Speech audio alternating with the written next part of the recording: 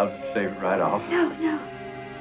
I'd rather like if you look so handsome. You look beautiful. Big as a brood mare. I said beautiful. Miss you so much. I knew.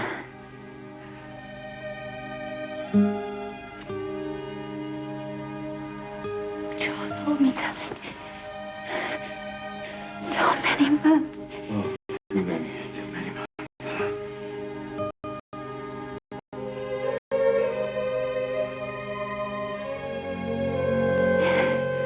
Is it really you? Are you really here? Me.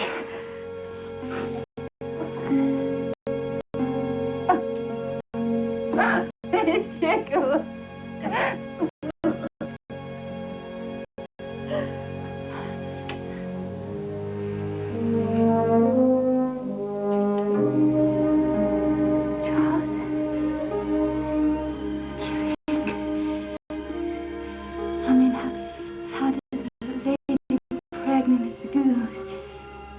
Find a way.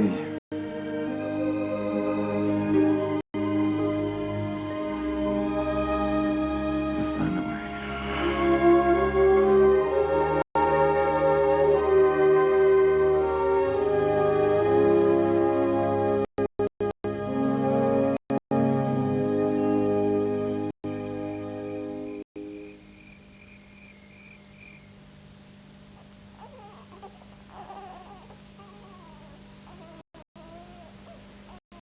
Charles?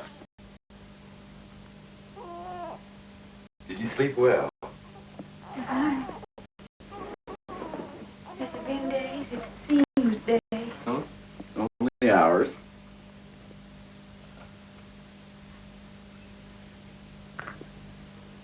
I promised you a boy. Are you disappointed? You promised me a baby. Yes, but... You gave us the most beautiful baby in the world. And you don't mind? Oh, darling, darling. She's perfect. And she looks just like you. Did you notice? All she looks like is a baby. I've got something for you.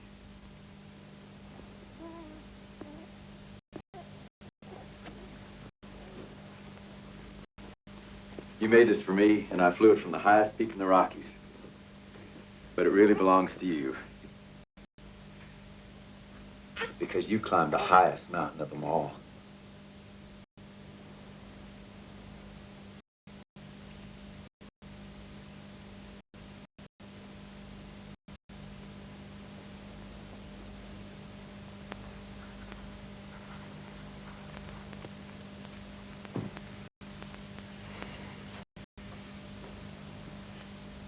Charles? Are you what? Another nosebleed? Yeah. I can't understand it. Every time I sit down to write this damn thing, Maybe some tea will stir the creative juices. I take a lot more than tea. No good, Jessie. I just can't get it right. Yes, you can. Whenever you talk about it at dinner parties. Well, that's dinner parties. This is... Even so, you make people feel they're right there, riding beside you. But this has to be a military report, short and simple. Where I went, what I did, what I saw, nothing fancy. Charles, if you could just write it the way you tell. Damn it, I can't. I'm sorry, I apologize. I just can't, Jessie. I've been trying. Don't you think I've been trying? Look, see for yourself.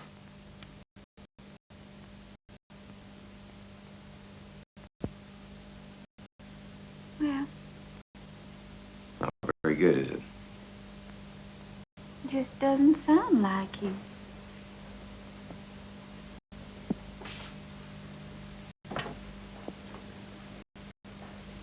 Charles, maybe if you could just tell it to me the way you already have, and let me write it down for you. No, I didn't ever work. I'd feel self-conscious. My mind had wandered. Straight other things. Would it hurt to try?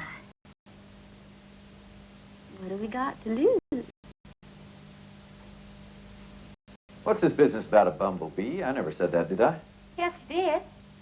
Last week at the Dodgers, don't you remember? The humble bumblebee who'd gone exploring. Humble bumble? I never said anything of the kind. On his way to Oregon to make honey for the set. That was true, wasn't it? You did see a bumblebee on top of that mountain, blowing on the wind and landing on Preuss's knee. Oh, Preuss? Yes. Nearly scared him out of his socks. But that doesn't belong in a report, Jessie. Why not? I found it enchanting. For a dinner party, yes, maybe, but, I never dictated this. I know I didn't. I suppose you didn't. Jessie, you've been adding things, haven't you? Sometimes. Does that bother you? Well, I know you took all the risks, faced all the dangers. Matter of fact, I like it. It's an improvement. I thank you. Let's get back to work, shall we?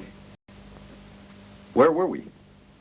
You said the boat got crushed between the rocks and you were worried. It's amazing how much strain that fabric will take.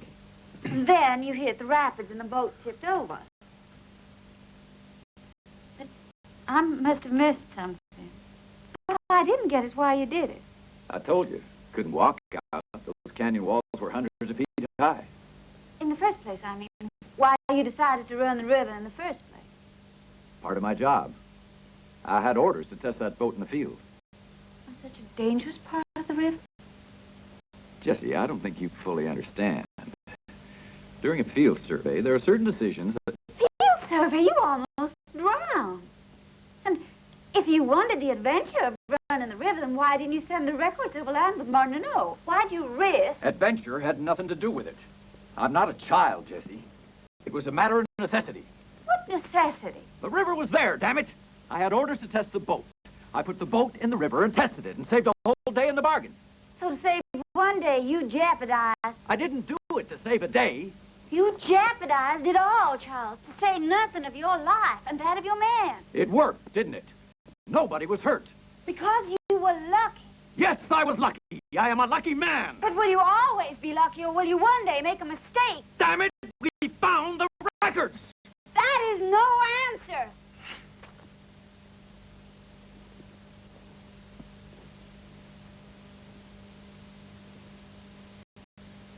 Well, Yes? Well? maybe I shouldn't have done it. Look, handle it any way you want to. Trim it down to a paragraph. I don't care. We encountered rapids, boat overturned, we lost some gear. We'll tell it just the way it happened. No apologies, no regrets. But Charles, you made a mistake. And it could have been a fatal one. I guess I did. I want you to promise me that if something unforeseen comes up again, you'll wait, draw back, and say to yourself, the cautious seldom make mistakes. Who said that? Confucius? As a matter of fact, yes. Charles, I want you to promise me. All right, I promise. The cautious seldom make mistakes. But if that were true, I would never have married you.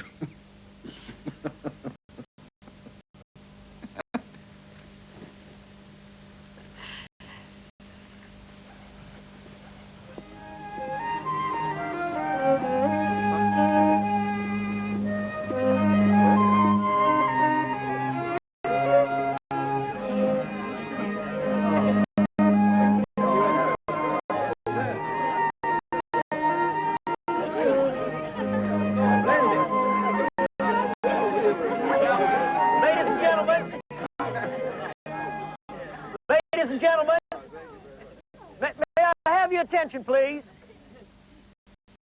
I would like to propose a toast to our beautiful hostess, who we love with all our hearts, our own dear, intelligent, and charming, witty, and marvelous... John, please, you make me blush. Jessie Fremont.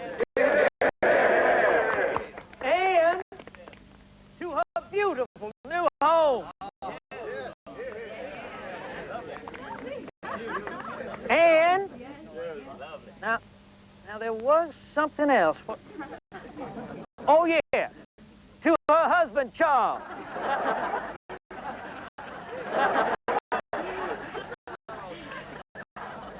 And to his remarkable journal, which since its publication has been read, I'm sure, by every man, woman, and child in these United States.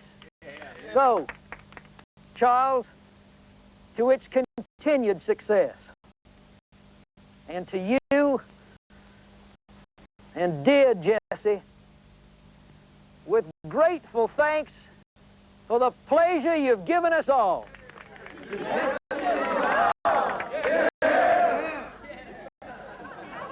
now that wasn't so bad, was it?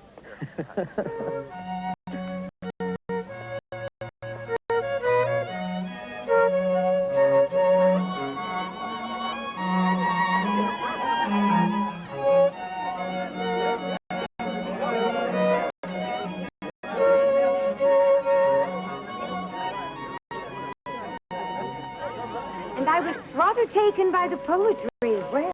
The poetry, ma'am. Well, yes. Your description of the wild roses blooming on the prairie, for example. Oh, and that wonderfully lyrical passage about the bumblebee. Ah, well, the bumblebee. That was, of course... Charles has a very keen eye for small details. The actual writing, ma'am, was done by the... And flair for language as well. Absolutely astonishing. Mrs. Fremont, I hoped your father would be here today. Yes, well, he had... Senator Benton had other plans. More's the pity. I wanted to ask him about all this business with the British. They can't be serious, can they? I'm afraid they are, madam. Very serious indeed. What is happening, anyway? You'd know, wouldn't you, as Secretary of the Navy? Well, Lieutenant, perhaps that's more than George is prepared to discuss at the moment. Shall we go inside, Felicity, and see how beautifully Jessie has decorated her new home? Do you care to join us, Lieutenant? My pleasure.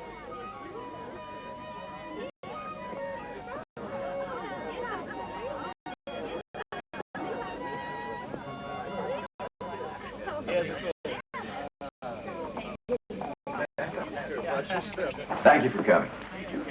It was delightful. Night. Good night. Night. Mike, nice to see you. Thank you so much. Thank you for coming today. Thank you. You know, Captain Fremont, Yes, sir. now that we're alone, there's something I'd like to discuss with you. Well, yes, of course. Just in there. How much do you know about Texas? Only that they may soon decide whether or not to join the Union. And are you aware that Mexico may declare war if we admit Texas? And in spite of that, our present government's been sponsoring the admittance of Texas. Assuring it and protecting it. Let me be blunt. President Polk is intelligent and strong. He's a hard man to divert from a course. I wasn't able to mention this at the party, but the president told me that he has 3 goals for his administration. 1, to admit Texas properly. 2, to settle the Oregon question. And 3, to make California an American possession. California? How? By force? No. He's never thought of seizing it. He is still negotiating a purchase, in fact. But ultimately, however it happens, California will fall into the American orbit. The President was very impressed with the leadership you displayed in your expedition, Captain.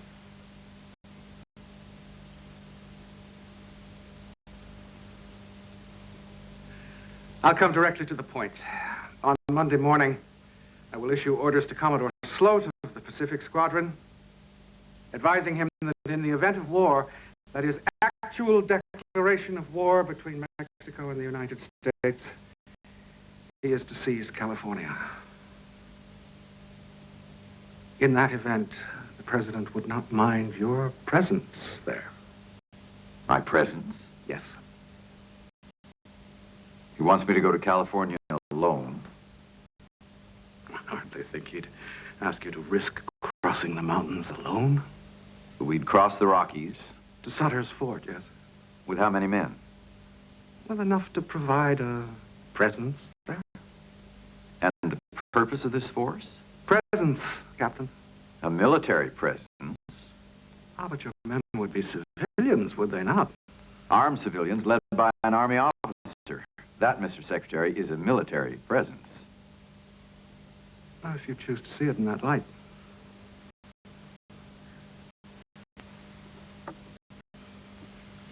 So, are you in fact ordering me to California? Well, orders.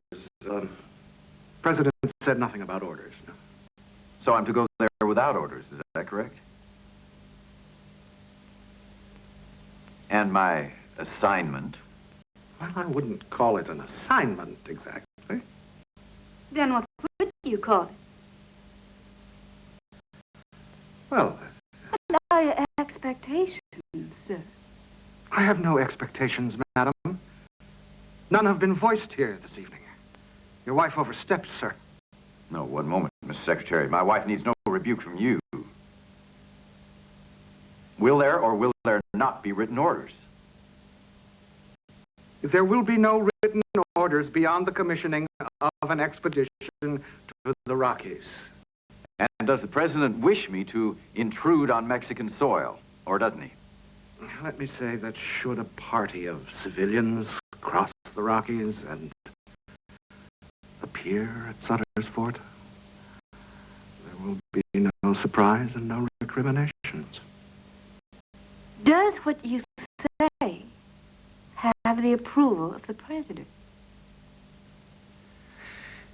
Does it? We have a right to know.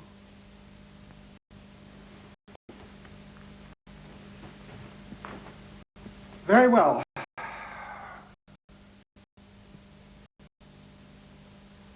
I warn you that beyond tonight, I will deny this entire conversation. I do specifically speak for the President of the United States. Everything I've said here tonight, I have spoken for him. He understands that you will go to California, and he approves of the mission. Now, one final point. It would take 6 months for news to reach you. You will have to gauge your situation without benefit of information. I know you'll do your duty.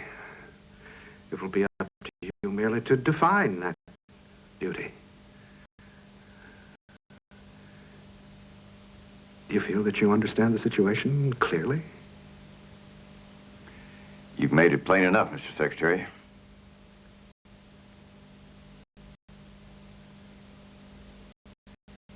I'll honor the President's wishes. I'll cross the Sierras before snow flies. And then we'll see.